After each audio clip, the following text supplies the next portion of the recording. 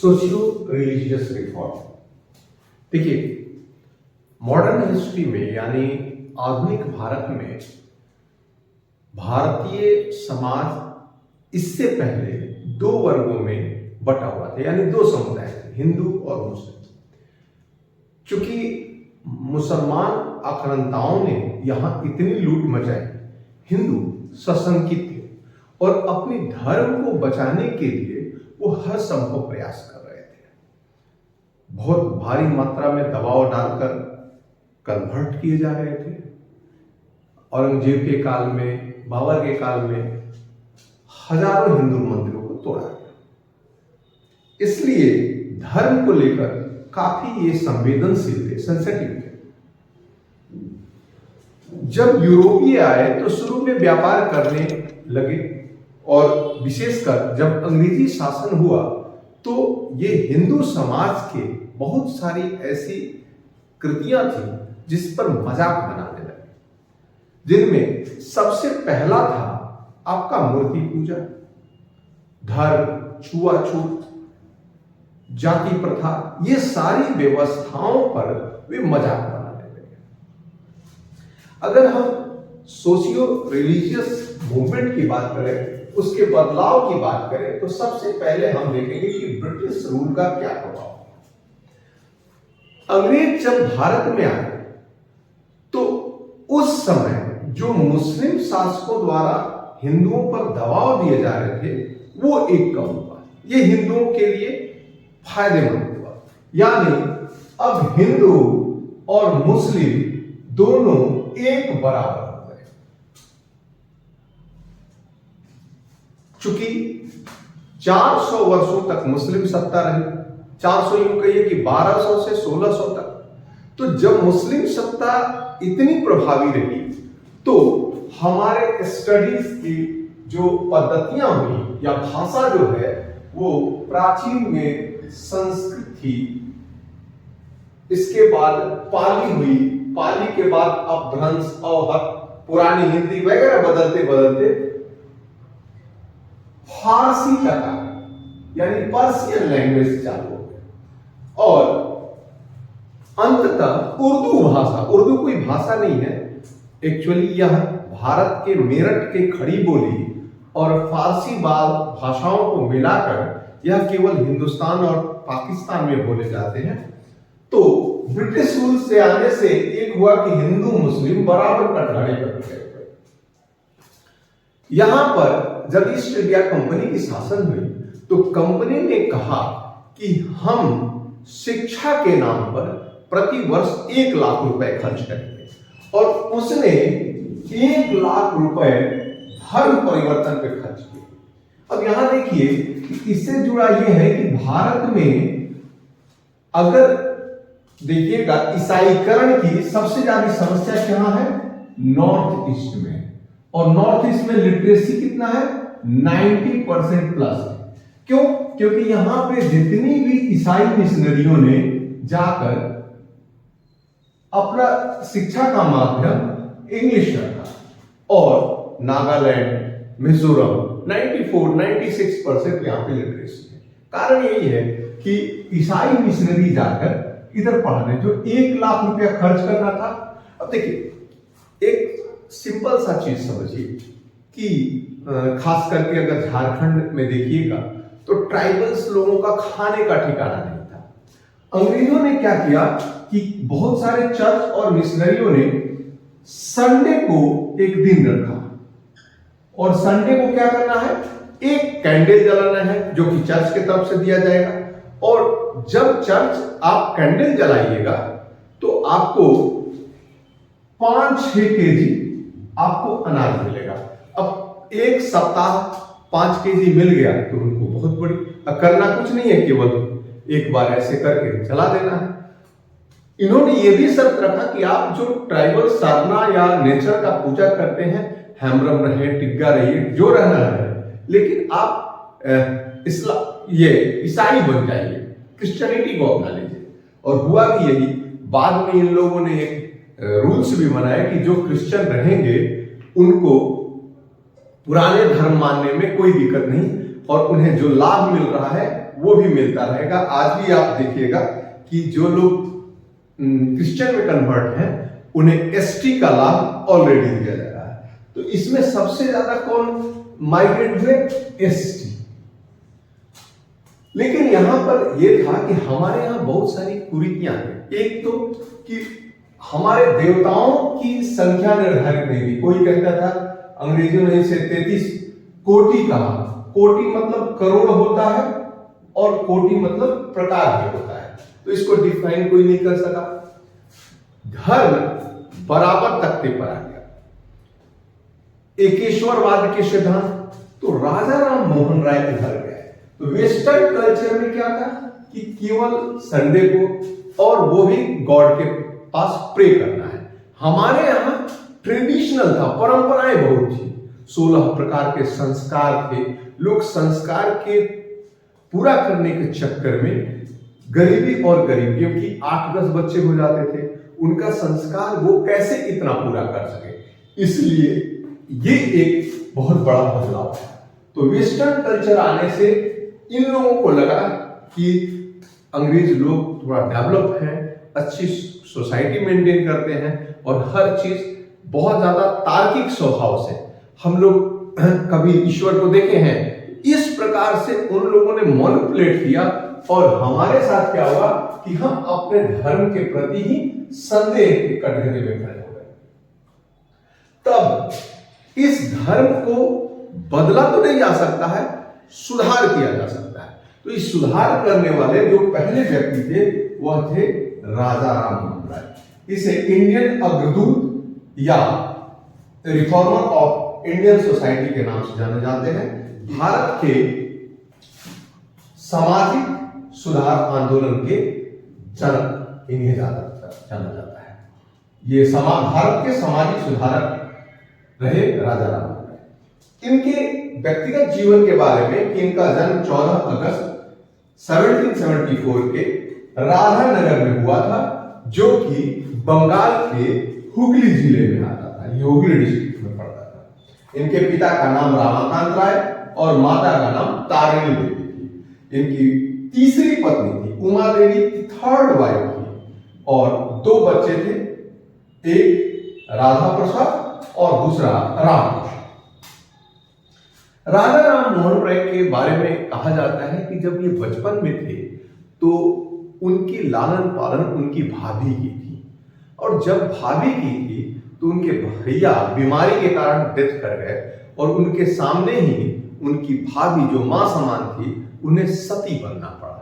तो ये बहुत बड़ा उनके दिमाग पर इम्पैक्ट और इसे जड़ से खत्म करने का प्रयास करना चालू किया।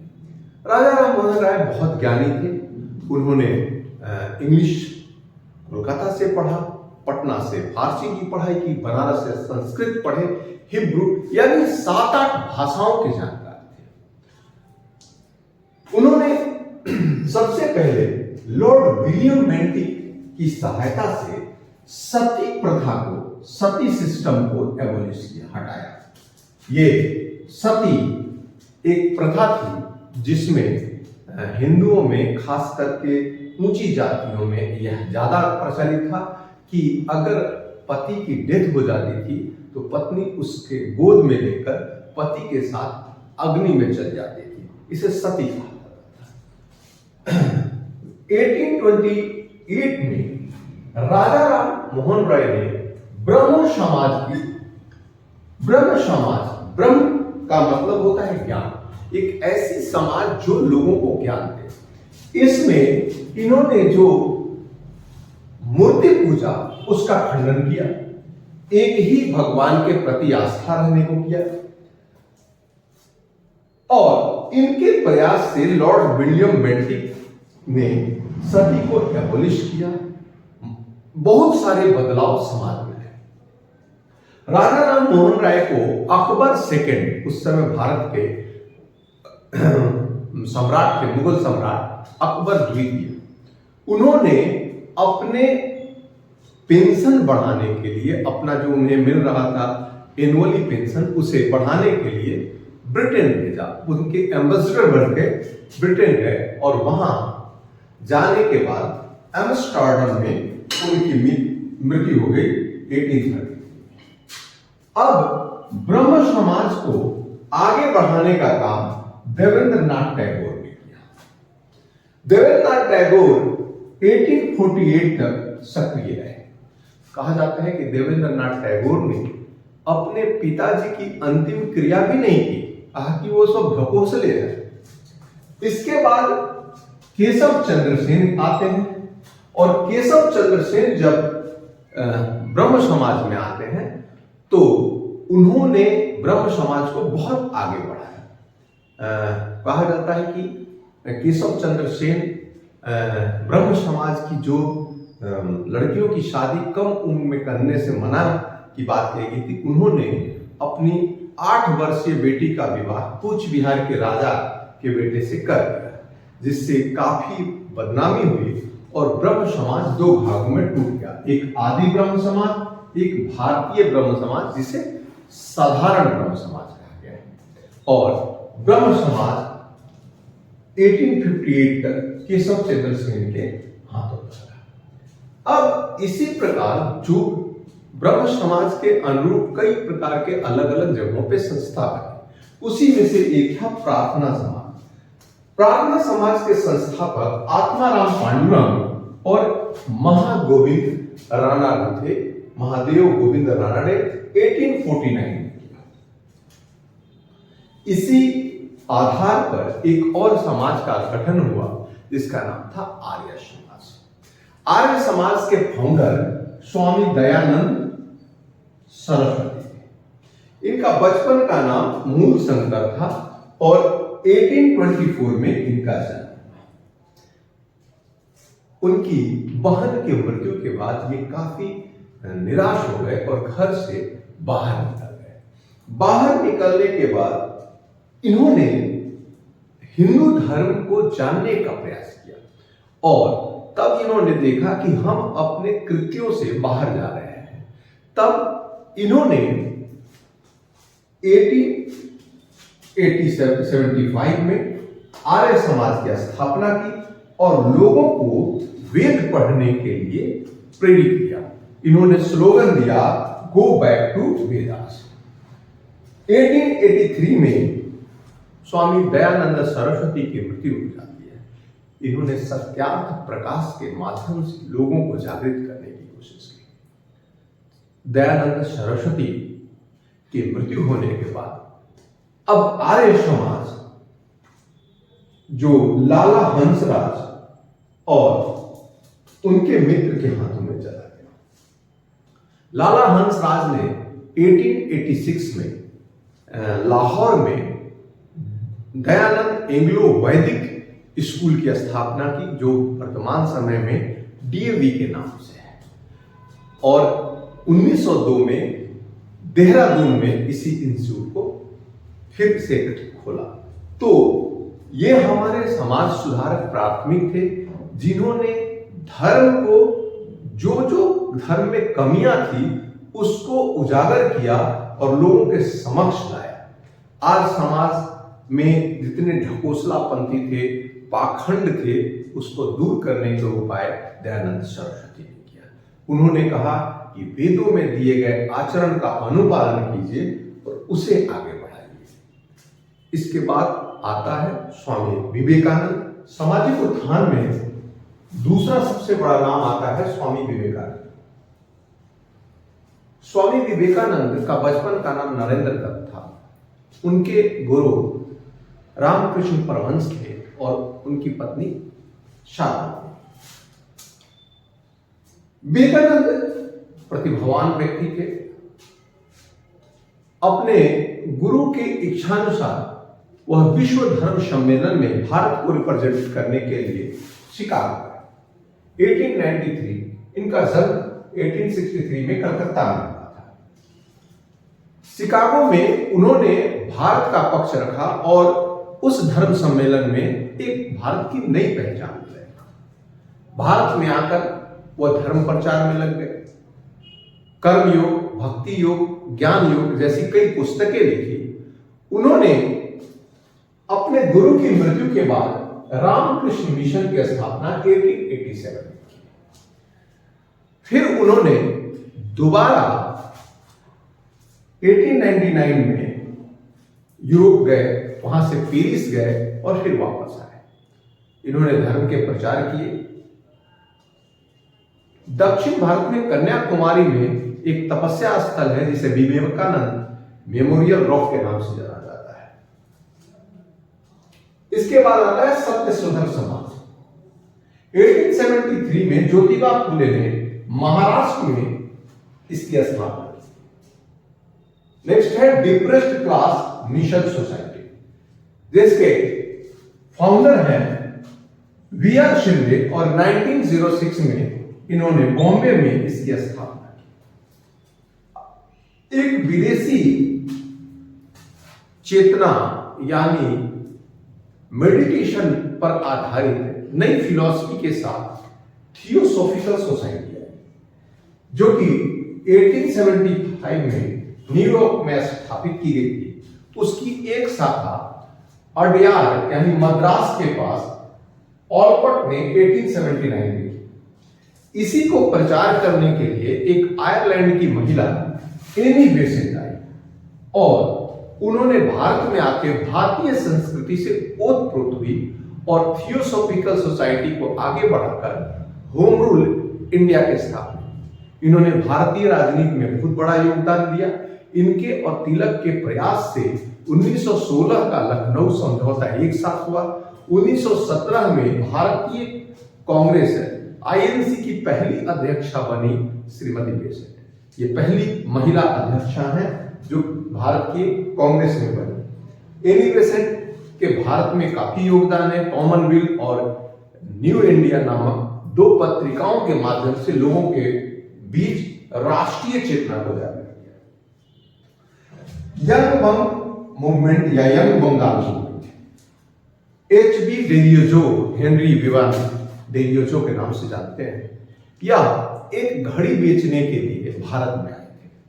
यहां आने के बाद इन्होंने कलकत्ता के हिंदू कॉलेज में उन्होंने हिस्ट्री के शिक्षक बने और फिर यहाँ के लोगों को, यहाँ के युवाओं को आंदोलन करने के लिए प्रेरित किया। इसलिए यंग बंगाल मूवमेंट के नाम से जाना जाता है। इसके अलावा कई धार्मिक सोसाइटियां थीं जिसका अलग अलग जगहों पर मिलता है, जिसमें बहुत सारे सामाजिक उत्थान में आता है, जिनमें राधा स्वामी सत्संग है जो आगरा में तुलसी राम ने इसकी स्थापना किया था 1861 में। इसके बाद तत्वबोधिनी समाज देवेंद्रनाथ टैगोर, यही जो कि ब्रह्मो समाज से प्रेरित थे, उन्होंने कलकत्ता में 1839 में तत्वबोधिनी समाज की स्थापना की। हरिजन समिति संघ ये गांधी जी द्वारा शुरू किया गया। जब गांधी जी और अंबेडकर के बीच मैकडोनाल्ड ने जब ले आया था, रैमजे मैकडोनाल्ड ने, उस समय हरिजन कम्युनिटी को, खास करके एससी को, उन्होंने हरिजन नाम दिया। हरि मतलब भगवान, जन मतलब। तो उस समय पूना में अंबेडकर और गांधी के बीच समझौता हुआ, जिसे पूना पैक्ट के नाम से जानते हैं, और उसी समय इन्होंने हरिजन समाज की स्थापना की। इसके अतिरिक्त कई छोटे बड़े समुदाय हैं, संघ हैं, जिससे प्रश्न आते हैं। तो खास करके आप ब्रह्म समाज, उसके संस्थापक, उसका ईयर, प्रार्थना समाज, आदि ब्रह्म समाज, ये रामकृष्ण मिशन, सत्यशोधक समाज, इन सारे ऑर्गेनाइजेशन के फाउंडर और ईयर से प्रश्न आते हैं, उस पर आप ध्यान दीजिएगा। ठीक है।